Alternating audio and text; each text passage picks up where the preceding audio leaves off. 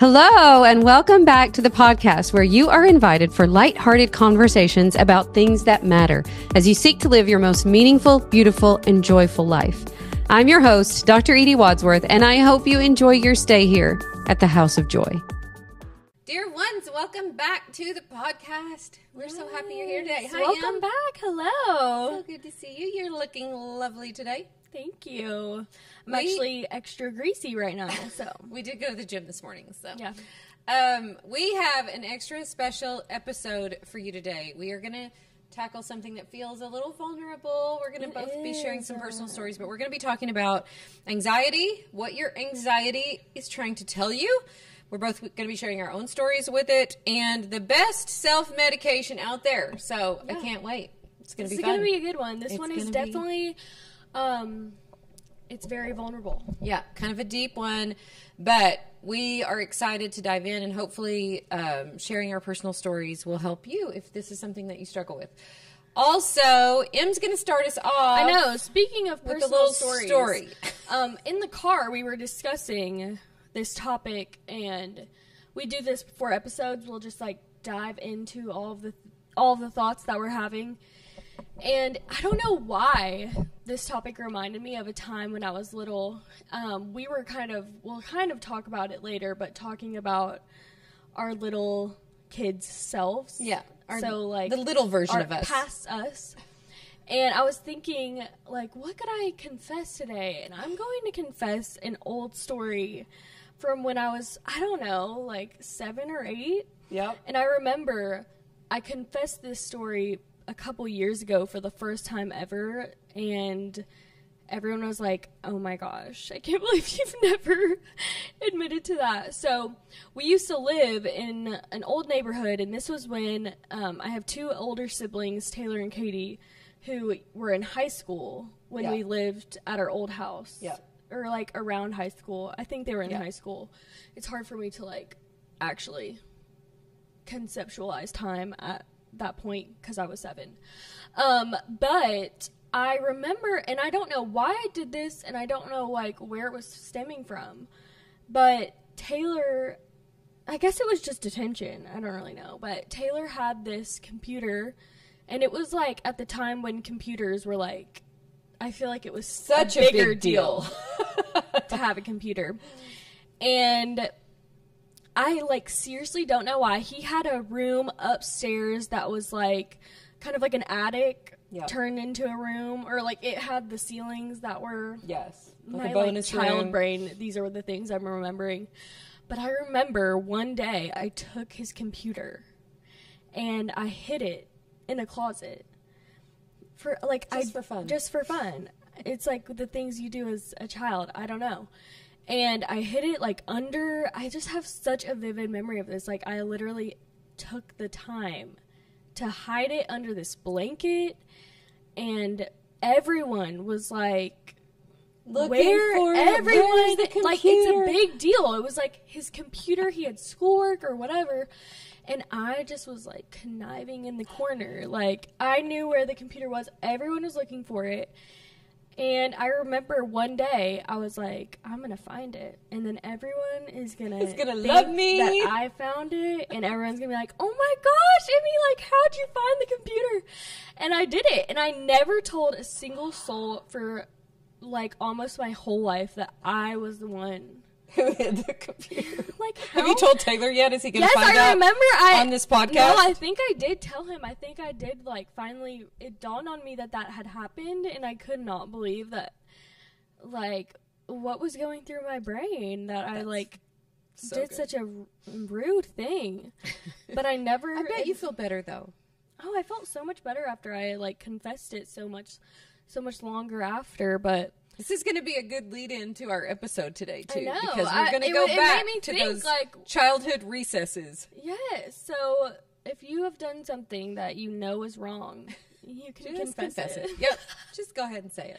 It's really funny in the end. I don't know why I did it, but it didn't really hurt anybody. And it's just funny. Like, as a kid, you, like... Yeah. I don't know what made me do that. Yeah.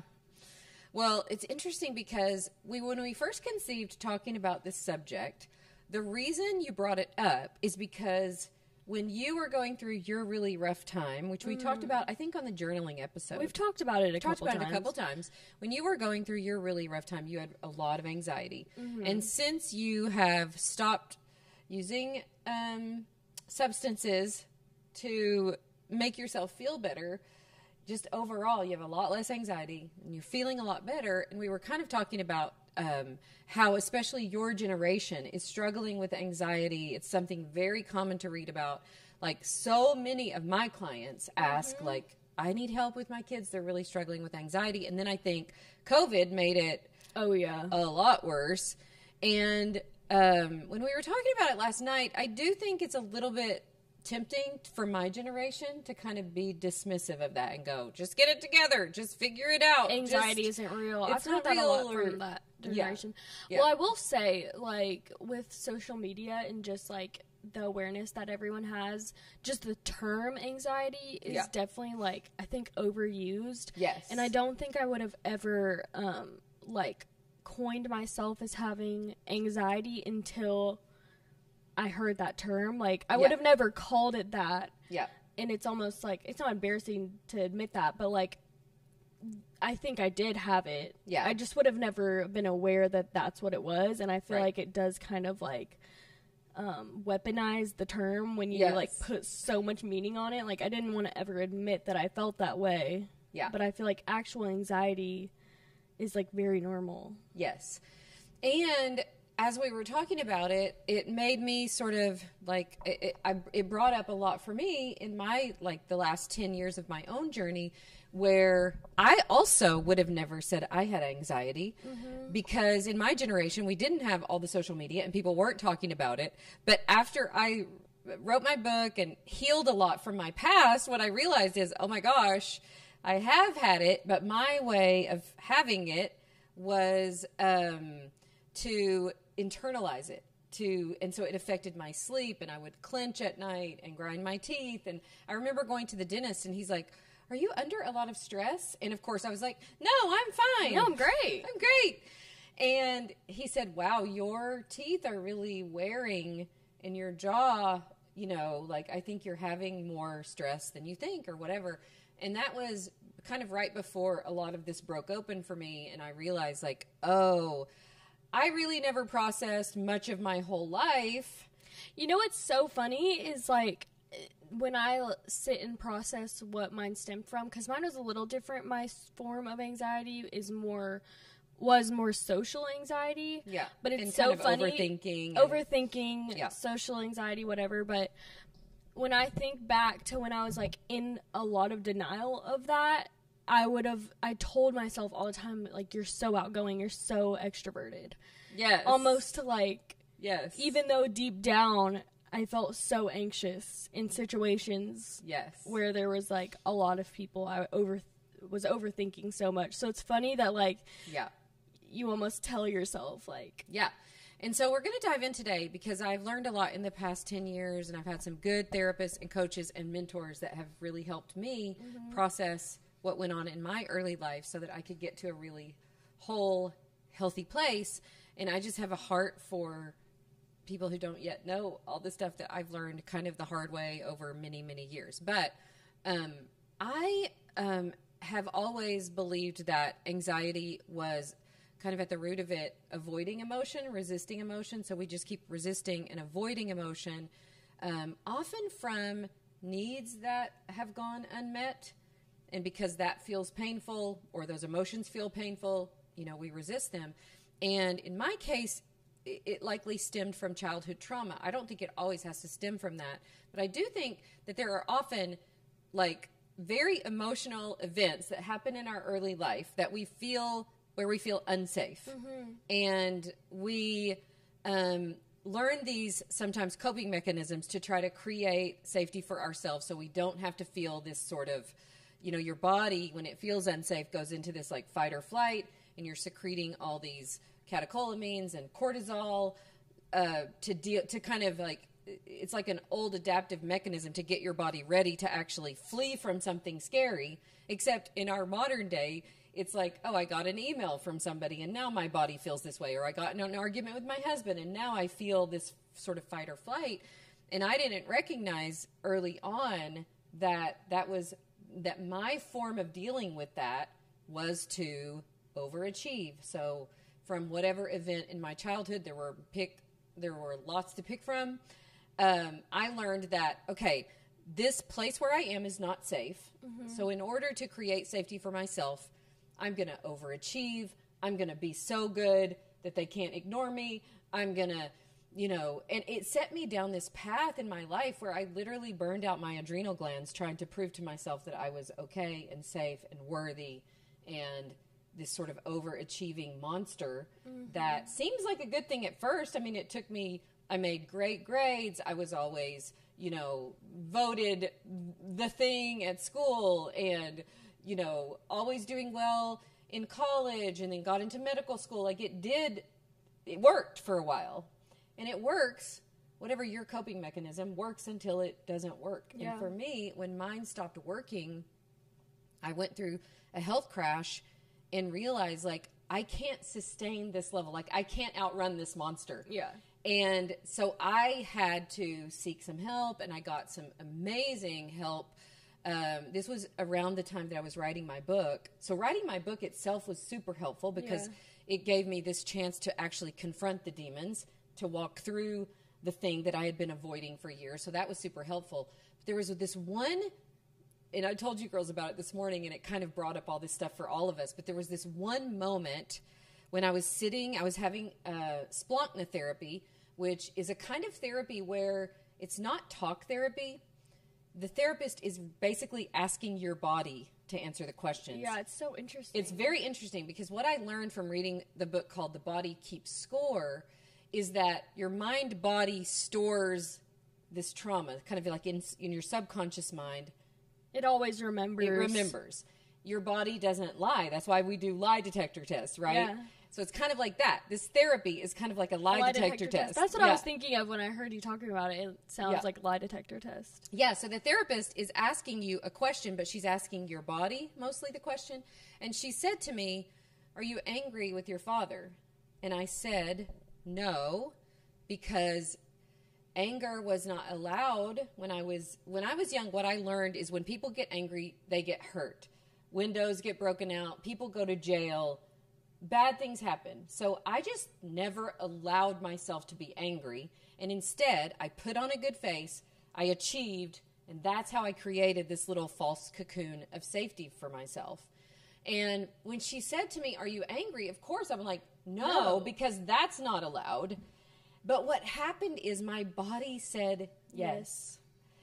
And it was the first time that I could acknowledge little me that was in a situation where she had every right to be angry, where it really was unfair. And it felt like this full circle moment where I could acknowledge her and I could acknowledge anger in a safe place there with my therapist, and I lost it. As soon as I realized what my body had confessed, I cried. You're faced with it. Then you're faced with it, and I cried for like 20 minutes, and I know a lot of people avoid this kind of work because you're like, oh my gosh, if I ever said the thing, it's going to take me over. There'll be so many emotions. But that's not really what happened for me. It was like 20 minutes of just guttural, primal sobbing.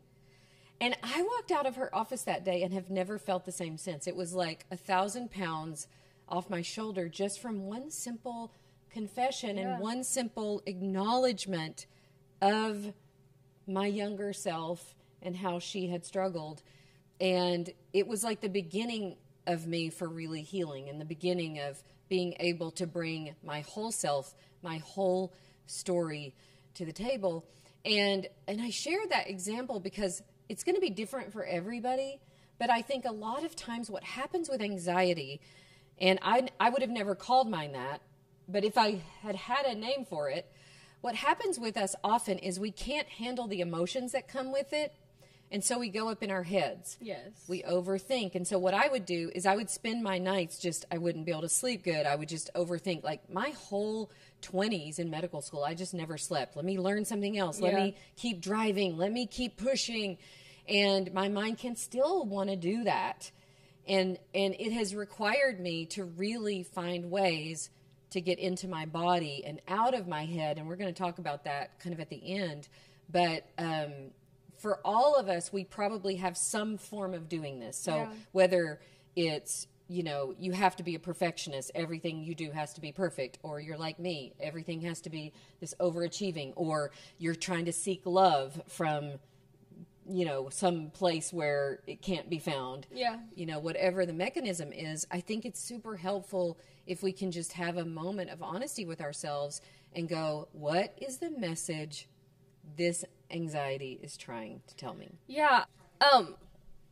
So what I was saying in the car when we were talking, it like opened up my mind to really think about anxiety. I think a lot of times we use that term, especially today, and just to like, it's almost like a statement. There is no, oh, I just have anxiety, and it's easy to just leave it at that. And then when we were talking in the car, it's like, oh, it opened my mind to think about it in a different way. And I like what you said. I don't know if you mentioned it, but it's kind of like when you're looking at your past self, like a little kid version of you, like it's almost like you've created this disconnection to keep yourself safe. And I've always struggled with that, like in terms of thinking of therapy and like thinking of my younger self. To me, it's really easy to like not give myself that, because I had a good childhood, and to me in my mind, like nothing has gone wrong to me in that time, but I still feel disconnected. Like I was telling you, I feel very disconnected to my younger self. And I'll go through your blog, like the other day, last week, literally I was trying to like prepare for the podcast, and I was going through Mom's old blog because she blogged basically through our whole homeschooling days. And I feel very disconnected from myself at that time. Like, not that I can't remember things, but that I just don't feel like that was me almost. And it's so interesting that you brought up anxiety almost coming from that place of like, I don't know, we just went into a whole conversation, and I never, ever thought of it like that, because I don't, and you know, a lot of people have trauma from a kid, but I don't see my life as that. Like, I don't look at anything that happened to me and think of it as like, oh, you might have like things that stuck with you from when you were a child. But I never give myself that, because I'm like, oh, well, I was so blessed. Like, I had two parents that loved me so much. I grew up like so close to y'all. I never had anything go wrong, and you were just kind of bringing things up, and it's like, even if you don't have anything huge that happened to you, you can still hold a lot of like trauma. And of course I reminded Emmy that she went through a very traumatic house fire. And you know, I'm like, I think what happens, whether it's big trauma T or small trauma or just unprocessed emotions or it's almost like these agreements that we make with ourselves when things feel hard. And agreements to like, in a way it feels to me like leaving, and this is what I've worked through with my own therapists and coaches, but it's like leaving her behind, that version of me that, you know, made those, I mean, I probably at some point said in my mind, like, I'm going to achieve so much, be so good that they can't ignore me. I'll create my own safety. But what I do in that is I don't acknowledge the little girl who was hurt or confused or felt rejected or felt unloved. And part of my journey has been reconnecting with her. And my therapist and coach have even helped me, like the front of my book. So I wrote about my childhood in a memoir called All the Pretty Things. And on the front of the book is a little girl. And my coach has helped me, like, okay, go back to her. Let's visualize her. Can we acknowledge what hurt her? Can we acknowledge can we reassure that version of you? And it's, I mean, a lot of people in psychology call it inner child work, whatever you want to call it. It's like going back to the place where you might have made some agreement like that, or where your body set off these alarm systems like, okay, you're not safe here. So then your little child brain makes some kind of agreement, and being willing to give her what she didn't get then. And that's why I think a lot of times it's like these unmet needs that are at the root of it. And this is something that, this is why I'm so passionate. I know that some people get offended when I talk about prescription drugs, but I spent 10 years prescribing drugs and then taking people off prescription drugs. I think they can be helpful in the short term. And this is why self-medication doesn't work for most people, because it doesn't get at the root at it. It doesn't have you, it basically, most of those things are another suppression of emotions, and that's the problem anyways. That's the root of the That's problem the root of it anyways. Can and you, so sorry, I'm more for myself. Like, can you explain, because like for me, I think my anxiety comes out through like overthinking and getting into my head. Can you kind of like explain how that can, how what you're talking about, the disconnection from your true self, your inner child, whatever it is, how can that lead and come out through like overthinking or social anxiety? Like, how does that connect? Yeah, I think part of it is because the emotions feel so hard and painful. We don't know how to process them as a child. We don't know what to do with the emotion. So we make this sort of disconnection where I'm just going to live in my head and ruminate and worry and be fearful and, in my case, overachieve. What can I do now to prove that I'm okay? But we disconnect ourselves from our bodies. What you're actually feeling. What you're actually feeling. And you're resisting those emotions, pushing them down by the overthinking and the avoidance. And then what happens, like for you probably, you were self-medicating for a couple of years with alcohol and marijuana and whatever else, right? And we all do this. We still self-medicate. We self-medicate with everything, shopping, alcohol, social media. There's a million ways that we self-medicate. For a lot of guys, pornography, like whatever it is that can get our minds away kind of from off. What you, yeah. And so we all do this to a certain extent. And what happens, it's a little bit of an abandonment of yourself, because you're not acknowledging yourself in that pain, in those emotions that feel hard. Well, you never allow yourself to get there because there's always something that is blocking it from that. And for me, my drug of choice was overachieving. Yeah, I told Mom, like, the conversation that really brought this up was, so I haven't been drinking all of January, and it's still going. And I remember, and I've talked about how I used to smoke, and that was a way worse time for me of like really, really burying what I really felt and who I really was. That was like a deep bury.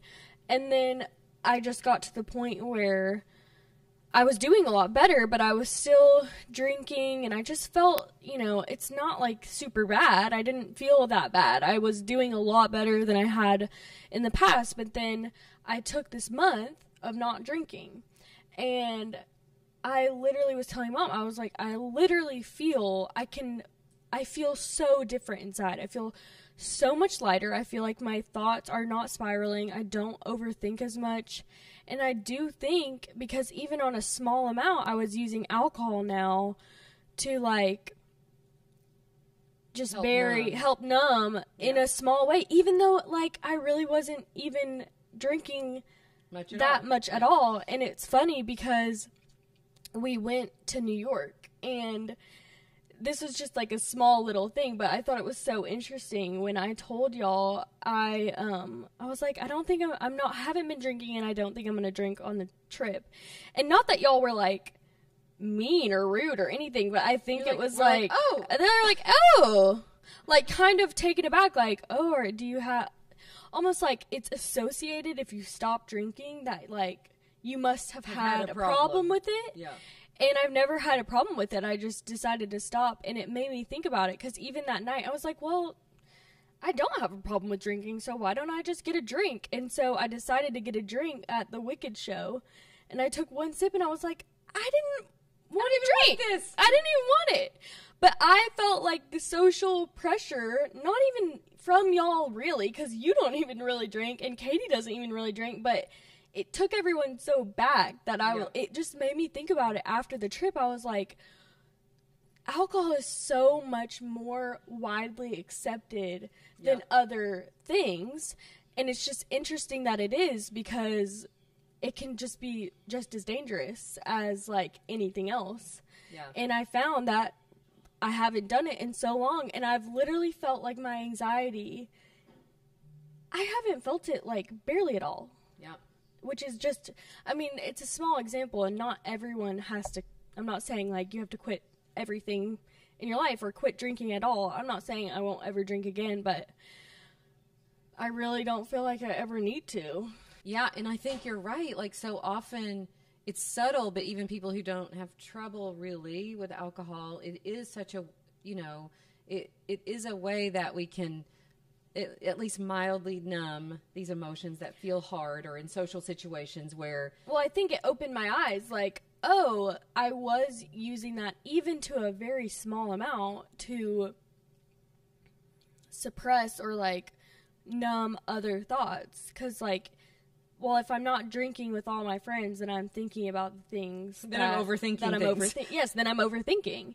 Yeah. And I've always just made myself wrong for overthinking, or wrong for having social anxiety or whatever, instead of like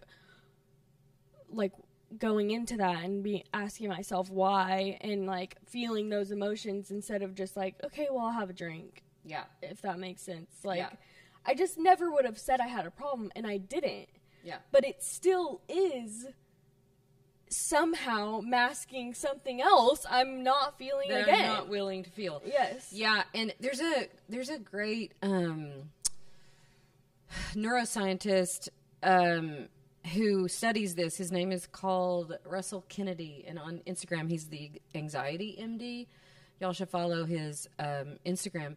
But he talks about this, like, that this alarm that your body creates that sets off this anxiety is basically you, again, we talked about before, a little bit of abandoning yourself by abandoning your true emotions that you're feeling, and that what you're really seeking is love, acceptance, and once you become an adult, that becomes your responsibility. And I think this is why this is so important, because I heard him say this, I think it was in an Instagram Live or something, but it's really true. Like, nobody's coming to save you. And the medicines that you try and self-medicating are not going to help you get at the root of what's causing this. You have to be willing to figure out, like, okay, let me just be curious about this alarm, this panic that I get, this anxiety that I get. What could be the message there for me? And am I willing to accept that, and even get to the point where we can say, like, I love these emotions that I'm feeling because they teach me something. They tell me that something needs to be attended to. They tell me that I'm still masking in some way, kind of like what you talked about, and learn to see it as a gift. I really do believe that even these emotions are just such a gift from God that help us see what part in you is not quite healed yet. Where do you need to go back to that version of you and, comfort her and reassure her and say, it's okay that you felt scared and abandoned and all of that. But I'm here now. The adult version of me is here now, and we are safe. God loves us. He's going to take care of us. Like, it becomes like our own kind of responsibility to the people, to ourselves first, and to the people in our lives to do what we have to do to heal this. And I think if you are having anxiety, like, the first thing I would do is just, can you look at it like, oh, this is such a gift, because this is going to show me a part in myself that needs some attention, that needs some healing. There's an unmet need there. There's something there that I have just pushed down or resisted or not been willing to look at. And, you and I talked about it today in the car, but you had been feeling like, oh, maybe it would be good to get some therapy. And I said, and when anybody would mention that to you, you would resist it. There have been a couple times because, and I hate to bring up my relationship so much, but I think when you're in a serious relationship, it brings up parts of yourself that you didn't really know were there, especially like as an adult and as a person who has like overcome a lot of pushing my feelings and emotions down. Turns out I have a lot of them and they're coming up a lot, and especially in a relationship. Yeah. And I was telling Mom in the car, like I was giving her this example of this like time when I was like experiencing all this feeling and I had no clue where it was coming from, but because I'm like, you know, a human being, like you are selfish and you don't want to admit that you're like confusing someone, you don't want to admit you're wrong. Yep. And we were kind of like going back and forth about it. I was like, I don't ever see a clear picture of my little self coming out. Like I don't know what that would be. Yeah. And you kind of, we got to the root of it in that, like, even talking through it, you were like, maybe it's, I came to it, I was like, maybe it is, I just want to feel loved. If the root of it was that I didn't feel, I was scared he didn't love me, or whatever it was. Yes. And it's just interesting because And what I told Emmy, which I think is really valuable, this is why it's so good to do the work, to be curious. And I basically just went through a few questions and said, well, what emotion do you feel when he says this? And just be curious about it. And what are you making it mean? And we kind of got to the root of like, you're like, oh, I think I'm making it mean that he doesn't love me. And I was like, what will happen in your life if you don't do your own work? Like, this is your work to do. This has nothing to do with him. And I know this because Dad and I had to do this work too, because every time Dad and I would have a disagreement, when there were disagreements in my childhood, something went terribly wrong. So you're like almost I was defending so, yourself against yes, that. and I was so conflict avoidant, and my body would go into fight or flight, and he would be like, I can't even disagree with you because you have this overreaction to, you know, anything. And it made me really do some digging and do some work on myself, where I realized, like, this is not about him. This is my alarm system that's going off from probably childhood. And if I don't do my own work on this, what I'm going to create is trying to get this need met through him. Instead of... And then what we do when we're super needy in relationships is we push people away. Well, yeah. So, and you had mentioned, you were like, you will never get that from someone else. You can only get that from God. And so, trying to hold someone else to that standard to fulfill that for you, they never will. Right. And you'll push them away. And what I have to say, and I just want to pause and say this, in case you don't have a coach or someone who loves you, or if your redeemed, wise, nurturing version of yourself is not well practiced, here's what I want you to know. You are loved. God loves you. He has created everything for your good. He will redeem every situation. You don't have to seek for that in somebody else. You don't have to try to be good enough. You can stop striving. And I have to remind myself of the truth of that over and over sometimes, because I think it's so easy for us to not remember that and then seek for it in other people, and then end up driving the very people away that we love the most. And I think this is why this work is so important. And I told both you and Katie in the car this morning, like, I had my first crisis with this when I was like 27, but I really didn't deal with this fully in my life until I was probably 43, till probably 9 or 10 years ago. And I'm so excited for you and your age people who do have awareness of this earlier. And even through podcasts like this, you could hear this and go, oh, maybe that's what it is. Like, there's hope for me, where you don't have to spend 20 years in dysfunctional relationships seeking for something from somebody else that only you and God can do for you. Well, I told Mom in the car, I was like, every time someone would mention to me, like, from a loving perspective, not even from a condescending perspective at all, like, maybe you should go to therapy, like, immediately, seriously, like, inwardly, I felt so defensive and so, like, offended by that. Yeah, and I told Emmy, I said, just the fact that you got super defensive means you should go. Just go give it a try. So, honestly, like, even today, this has opened me up to, like, I don't have this big, huge, traumatic past, traumatic childhood, but that doesn't mean that I don't have things that, like, could really be brought up and help me. And I was going to say, too, like, people our age, unfortunately and fortunately, I think sometimes, like, with the age that we live in, like, we're met with these things a lot sooner than I think you're. Yes. Like, a lot more awareness. A lot more younger. awareness. Yeah. Which I think for really young people can be super harmful at such a young age to, like, be aware of all these things that, I don't know, I think it can be harmful, but I think if you can take advantage of the awareness that we have, like, we can get ahead of it a little bit, like, yeah. and not be into your age and having never experienced, like, processing your emotions and getting to this place. Like, I feel really thankful because I'm not super not messed up, but, it's not affected me in a way where, you know, it affects my everyday, but little by little you start to see it in and I think even acknowledging no matter what you've been through, it's like not dismissing yourself anymore, not ignoring yourself. Instead of like what you were doing is, well, I have no reason to have any issues because I had a great childhood. That's kind of like dismissing yourself. Like it's not giving yourself it's like it's like you're saying to yourself, well, you should be fine. You don't have a reason to whatever. Whereas what I think the truth of the matter is, we all have to come to this place where we just acknowledge where we are and we honor what God is here, and we give ourselves that moment of like, oh, let me consider this. Let me stop ignoring myself. Because what happens with anxiety, I think, is it's just, for some people, it just becomes really ignoring those emotions, resisting them, ignoring you and what you're experiencing. And you do that for a lifetime and you get what I got, which is a health crash. When I was 43 years old, my adrenals burned out because I had been trying to prove myself to myself and everybody else for so long.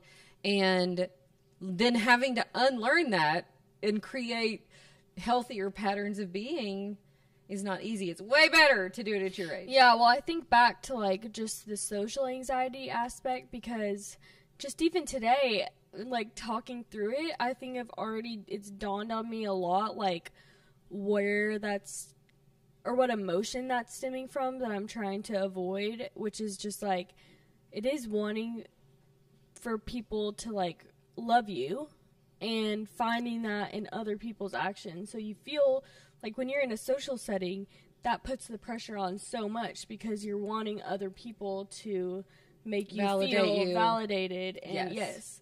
And so I think, like, looking back, I think the alcohol definitely just made that worse. Yeah. Because you're masking it, but then it's, like, double the next day. Yeah. Or whatever. And it's just interesting. Like, really, I like what you say about just being curious and, like, asking yourself, like, don't just let yourself off the hook. Like, I am able, just because I didn't have some horrible thing happen to me as a kid does not mean that I don't have things that I have suppressed that you need to work through, right? That I need to work through. Yeah. And I feel like I've used that as an excuse so long that I don't even know there could be things from my childhood. I mean, you even said, like, there could be things you don't even know that are affecting you because you just keep telling yourself that you didn't have a bad childhood, so you don't have anything to work through. So you don't have the right to explore your own emotional life. I felt, because, I mean, I have people, I know, even your story, it's like, when you do sit there and compare your story to someone else's, I have really felt sometimes that, like, I don't deserve to act like that I have these big problems, and it does affect me. Yes. Even just that thought. Yes. I'm looking so down on myself for feeling bad, because I do feel, like, anxious sometimes, and that is stemming from somewhere, but then I'm not validating my feelings at all. Yes.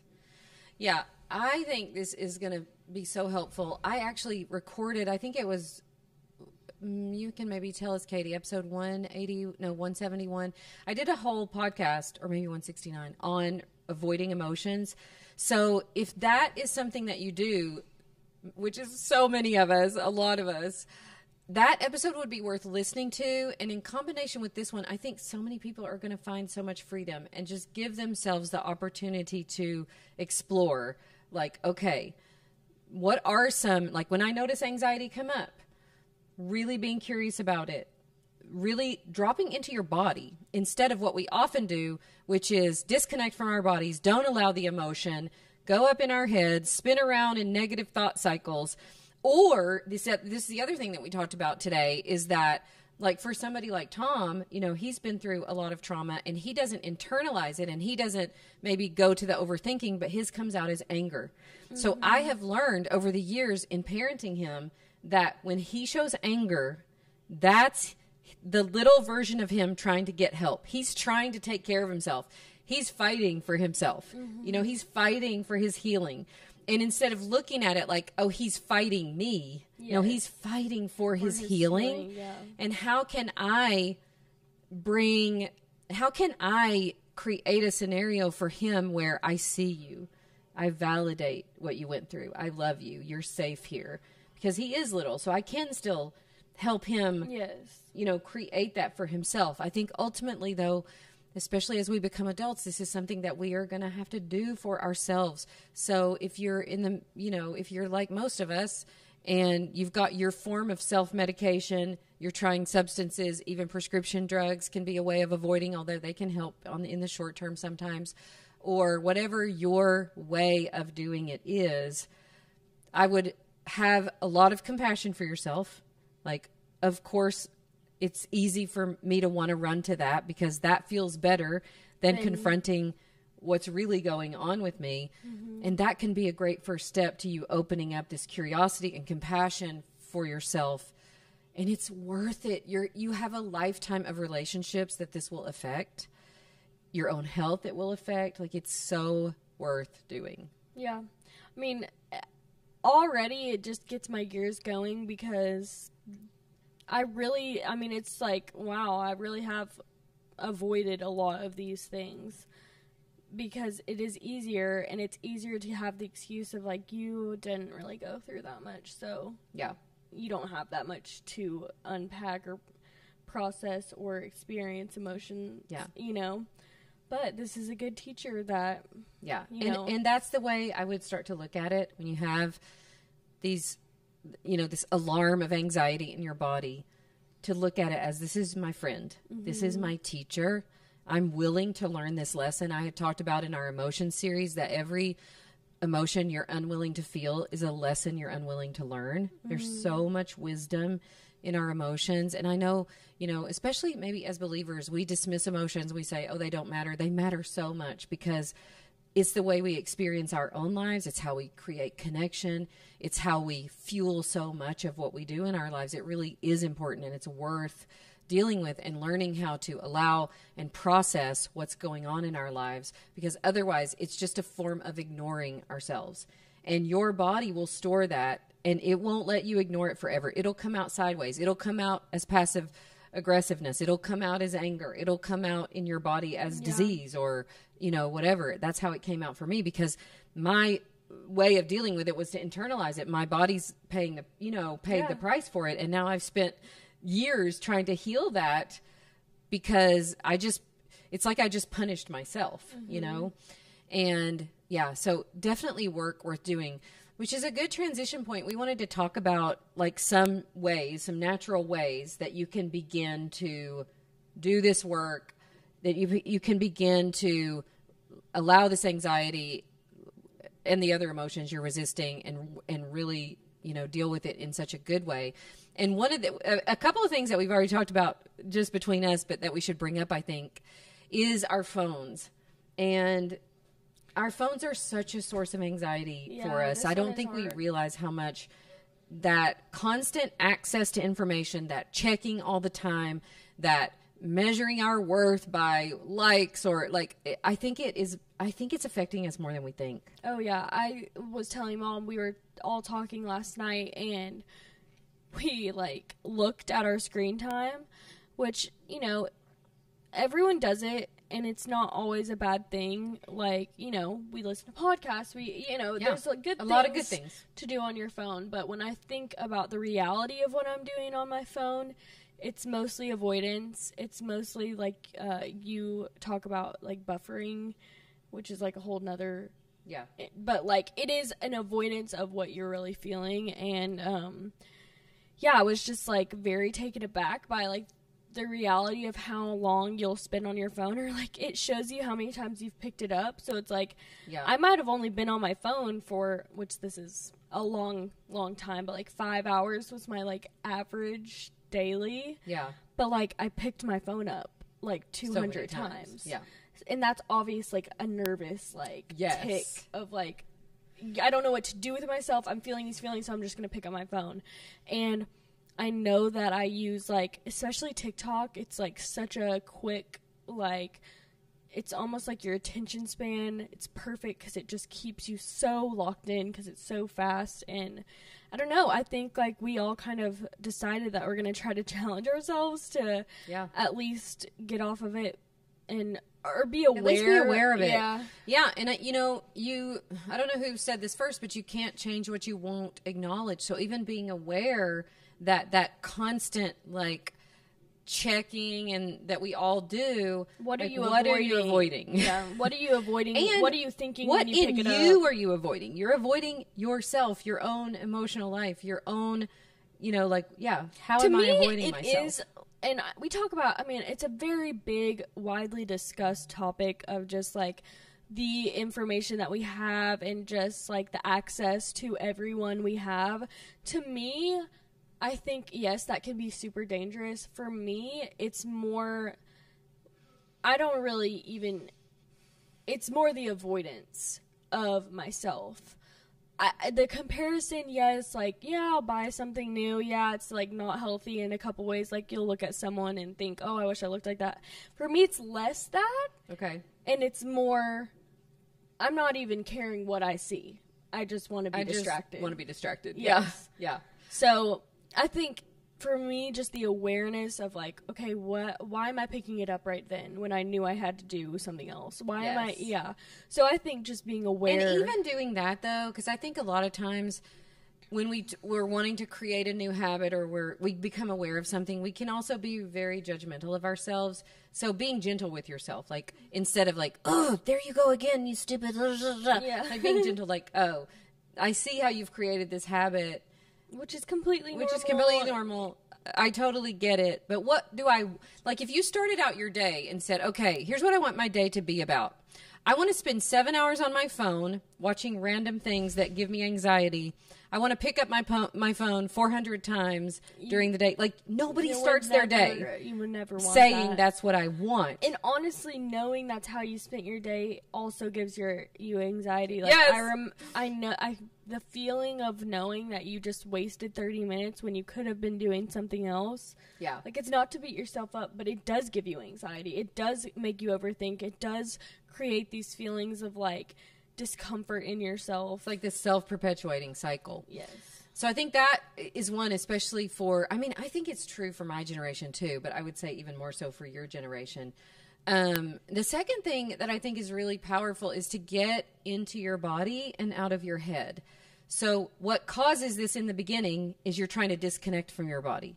So how can you get back into your body? What does this emotion feel like? One of the things that really has helped me is just breathing through it, like being really conscious of my breath, because what I noticed when I started doing this work 7 or 8 years ago is I was such a shallow breather, and that was part of my trauma response. Like I just never took deep breaths, and taking deep breaths really calms down your nervous system and helps regulate you. So getting into your body with your breath, getting into your body with movement, like going for a walk, getting some exercise.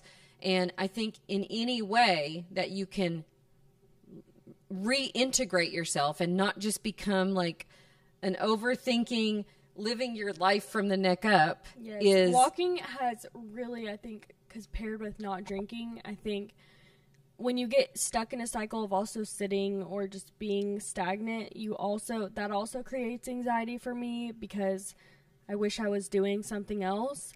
But when you force yourself to get up and go for a walk, like even just getting my steps in has really helped me get out of my head. Like you said, like I've never thought about it like that. Yeah. But you are so much more connected with your body. Yeah. And I can still scroll. I mean, if, I work some from my phone, so like I like that when I'm walking, I can be on my phone, but still be getting like I'm moving. Some movement. Yeah. And obviously, so many other forms of movement, dance and, running and playing. Like, I think that's one of the things that's so therapeutic about being with little kids is like you're in your body, you're on the ground, you're playing, you're dancing, you're running, slide, going down a slide or going to a park or swinging. I remember when I first read about all of this with kids with trauma, like 5 or 6 years ago, when I was reading about adoption and, how kids with trauma need to heal, is I became obsessed with taking Tom to the park because that movement on the merry-go-round, in the swings, like all those movements that you see at a park, really, really good for this to help us get back into our bodies and good for certain parts of our brain, that movement back and forth or that swinging or that going round and round.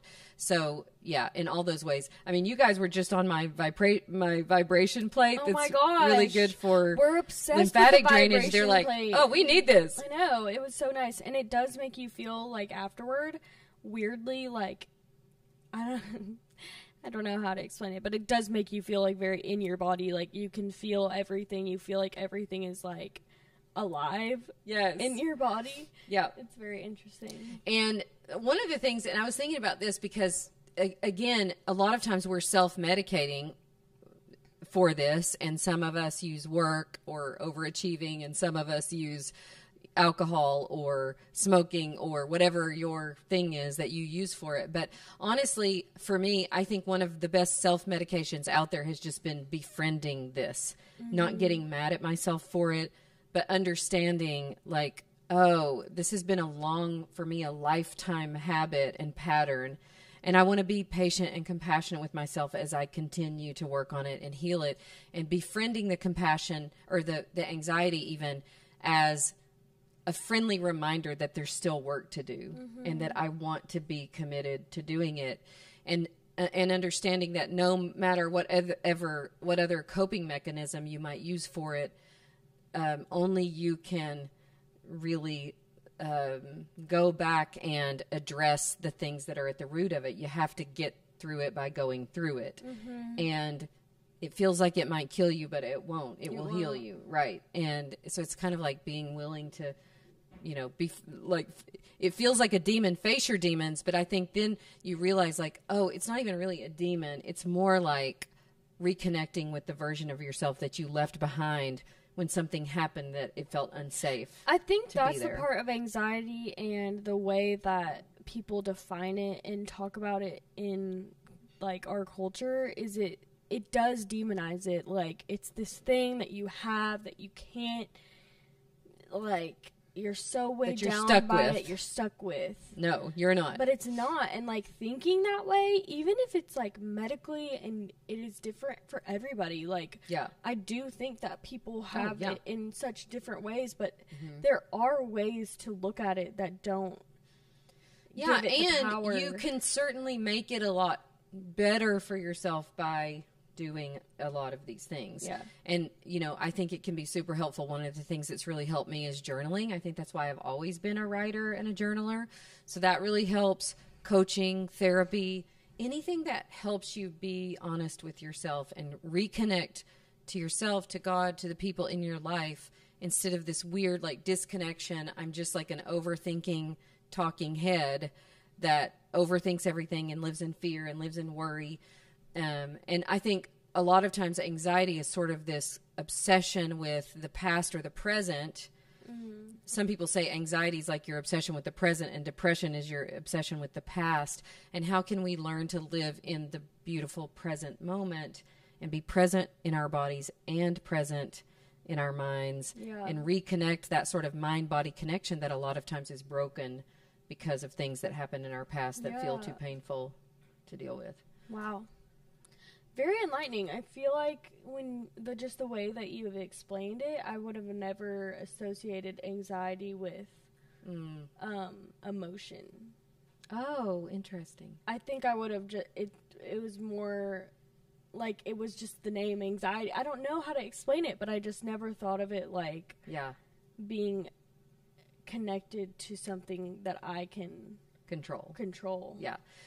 And I do think it takes time and you have to be willing. For me, it's been a 10-year journey of healing and I still feel like I'm working on it. Yeah. I still feel like my tendency when my back's against the wall is to overwork, overthink, strive, prove, and to just be aware of that in myself has been super helpful. So anyways, I hope that what a great helps combo. everybody else. That was a really, really good combo. Thank you for your honesty and You vulnerability. too. Thank you for your honesty. I think it always is scary at first to admit, but every time we get done with these, even like talking out loud, which is why I think therapy at some point for me It's would so be good. helpful, because just vocalizing what has been in your head, even if you don't say it perfectly or eloquently or it makes any sense, like does give you such a relief. So good. Which brings us our favorite things for the week. our favorite things for the week. I want you to go first. Okay. I don't even think I know what you're going to say. Okay, I'm going to go first. Okay. Number one favorite thing of the week for me has been pickleball and football with Tommy Boy. Okay. Tom got pickleball set for Christmas. I've played a few times. I really, really love it. Did you see the Super Bowl commercial where it was Pickle like Babies. the Pickle Babies? Oh my gosh, that was my favorite one. It was Pickle so Babies. good. No, pickleball, this is not one of my favorite things, but it is. Actually, I don't know why I didn't write this down. I stole it. Me and my roommate Kylina have been absolutely obsessed. And I don't think I realized the pickleball world, and the seriousness. Oh, it's a whole thing. Well, first of The all, old ladies, let me like just the tell first you. time I ever played, a lady probably 70 years old kicked my tail. Oh, they are so much better than everyone out there. We, me and Kylina were like, we wanted to get cardio in, but like, just, I don't want to walk on a treadmill. I don't want to run every day. And we decided to play pickleball. And we go in there with like my Anthropologie wooden paddles, and we're like, just, hitting it back and forth. And we were like opened to this pickleball world just last week. And I felt almost embarrassed. Like, they were so serious. So we went to a sports center and we were like, we're going to buy real paddles. No one told me that pickleball paddles were $80+ $70. Yes. So we went to Walmart and we got $20 paddles, and my mind has just been very open. Like, there are some very serious people there. The other thing that's so great is you get so many steps in when you Oh my play a game of gosh. pickleball. Tell everyone where we're going after we record this. We are going to play pickleball. We're going to play pickleball, people. Yeah, it's addicting, and now I know the rules, and it's definitely a lot harder than just, like, hitting the ball around. Yeah. But we're kind of determined to, like, get into tournaments. Well, and Tom, because he's 11 now, so he's, puberty, becoming a teenager. Exercise. So we went out the other day and we do something physical every day. We either rock hike or we play pickleball or we play football or whatever. And we had played pickleball already and we were about to play football, and we were throwing the football together and he was teasing me like, you can't throw worth anything, Grandma. Mm-hmm. And I can't throw that great, but let me tell you something. Granny can kick. So if you want us to link to, can kick. if you want us to link to, Granny can get her leg above her head. yes, she can. So What's that video? take that, Tom. I'm We'll link to the Sally video. O'Malley, and I could. Yes. I always have fantasized about 50 getting. years I'm old. 50 years old. I've always fantasized about having a red Sally. Please get me a red Sally O'Malley outfit sometime. Okay. I want to have a red Sally O'Malley so I can do the official kick. I know I can I'm kick, I can stretch, and kick. That's Mom. So that's my first one. That's a good one. Pickleball and football with Tom, and my infamous kick on the internet. Yeah, that one did go slightly viral. She sent that video not knowing that it would take over the world. I sent that video to the girls. I'm like, well, this is what I did for Tom when he called me a grandma and that I couldn't Just play football. Never know the text you're going to get from Edie Wadsworth. I mean, it's a shock every time. It really is. And then second on my list today, because tomorrow is Valentine's Day, but this is something I heard you when we were sitting down here last night planning, and when you got off the phone with Haddon, he was like, I love you. And you said, I love you too.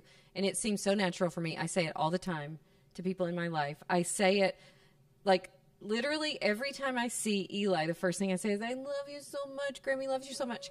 And I just think we need more of it. We need more I love yous. Gosh, that's right? such a good one. I actually saw a TikTok. It was so sad to me. She was talking about how there's like I love you families, and then there's not. And some families don't say it. We say it 1,000 times. Which I just was like, I mean, you can feel love without saying it, but why not say it? Why not say it? Like, me and my friends, like, even if we're leaving, we, like, have separation anxiety. So, like, we're walking out the door, I'm like, love you, bye, and then we'll talk for a second, and then I'll be like, love you. Love you. I literally said it to Katie before we went to bed, like, love you. I just have always, I don't know, I dare you, listener to the HOJ podcast, I double dog dare you that the next person you see that you tell do them. love, the first thing I want you to say to them tell is them that you love them. It makes people feel so good. Yes. We're a love you family. We are. Apparently. I didn't know that there was grateful. Such a thing. Dad and I too. I have always been like this, and we're like this. Like, we greet each other, hug each other, say I love you, like, all the time. Like, come back from work, I just saw you this morning, hug, kiss, I love you. And yeah, we need that. Oh my gosh, we need it so much. I need it. Tell me you love me. Okay, I love you. I love you, Emily May. I love you so much. My last thing on my list is, I mentioned him in the podcast, is Dr. Russell Kennedy's Instagram and book. His book is called Anxiety RX. Phenomenal. I need to read it. So good. Gosh, I'm stacking up books. I know. And we'll put that in our Amazon store. Yeah, we need to. Right, Emily. Okay. Yours. So the first one I'm going to be talking about is something that me and Katie, sorry, we mentioned Katie. She's going to have to come in the frame at some point so you guys can know. Our amazing producer. Our producer, our lover of life, our girl. But she actually introduced me to this song, and it's called Deeper Well. It's Casey Musgrave's new song. And if you haven't listened to it, you need to go listen to it. First of all, it's just like really pleasing to your ears, and it's like a satisfying sound. But the words and the lyrics are kind of go with our podcast today. She's basically talking about she's 27 and she's entered this new stage of her life where she's kind of cut out people who were wasting her time, and she also she literally talks about how she stopped smoking weed, and that she's found this deeper well within herself, like a deeper well-being, and it's really, really good. And if you like music, or even if you don't, you should listen to it. It's like a really good song. Love it. I do love it. Writer. They played it for me last night.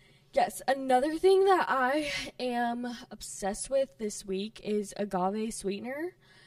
I've never tried agave. What are you putting it in? My coffees. Oh, my iced I don't coffee. like sweet in my coffee, but okay. Well, I am a sweetener girl. I love a tasty treat, and my coffee is something that it's like, I know that I need to make it better for me, but it's like a real struggle. So first I was doing zero sugar, like, what is the brand that has all the syrup? I don't know. It was like that syrup. It was vanilla, zero sugar. And then I was like, I don't know what's in this. Like, you read the back of those labels, and it's like a million things you can't pronounce that like sound like cleaning supplies. And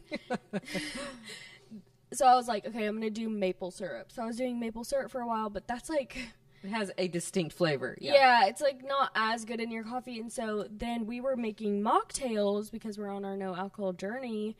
And we got agave syrup, and it was so good. I was like, oh my gosh, I should start putting this in my coffee. And it has less calories, and it's just like an alternative to sweetener. I'm sure you guys all know what it is, but I will say it's been really good to sweeten my coffees without, I love it. It's just a lot more natural. Yep. Love it. So I've been loving that, and it's really good in mocktails too. We were muddling fruit and putting agave in there with sparkling Saratoga. So that good. needs to have its own moment, but We've go ahead. We've given that 2 moments, actually. When Get I you watch some Saratoga sparkling water. we need to be sponsored by them because Yes, we we've do. given them a moment every podcast for the last 3. And then my other favorite thing are these Amazon glasses. And I love them, Em. You're so cute. oh my gosh, I have to shout out my new neighbor friends because they subscribe to the podcast, so they might even listen to this. But this was like the conversation starter for my neighbors that were sitting outside of their house. While They you were walking, right? I was doing my walk around the neighborhood, and they were sitting outside, and they were so sweet and so nice, and they yelled, and they were like, "Oh my gosh, you're so cute! Where'd you get your glasses?" And I walked up, and we talked for like an hour, and we're best friends now. You're But such a good anyway, neighbor, Em. I'm not usually I'm like very Keep your head down. but that day it was so good. Anyway, I found the link to these glasses, and Love they have it. so many colors, so I'll definitely put that in the show notes and link that. But it's funny, every time I put glasses on, people are like, "You look like your mom." Oh, well, that's a compliment for your mom. I know. I was like, So I know. I'm like, I just am like her. I love it. Yeah, I know. So Well, we have so loved spending time with you today. I've so loved spending time with my Emily May today. oh, I've loved spending time with you. Yes. So give us some feedback, you guys. Do you have questions? Do you have feedback on this episode? This one's a deep one, and a you deep kind of one. have to like wrestle with it and Maybe listen twice. yeah, listen twice. I might listen again. This is definitely. I feel like I'm already like I need a book with a therapist. We might send you all to get the book and get some therapy. Yes. But we do love you so much. Thank you for listening. Thank you for those of you who've been so kind to leave a review. If you do feel like the podcast has been helpful to you, we would be so honored if you left us a review. That helps people just like you find us, and we love you. We need so to we start know shouting we'll out love them. reviews. Oh yeah, we'll We'll do it next. do it next time. We'll next shout out some of episode. our reviewers who have yeah, left you might some. get a shout out. Yeah. But we appreciate it so much, and everyone who gives us so much love in person, on the Instagram, on YouTube. There's so much love, and we love you guys so much and appreciate it. Yep. And we will see you next time. Yes. Bye for now. Bye.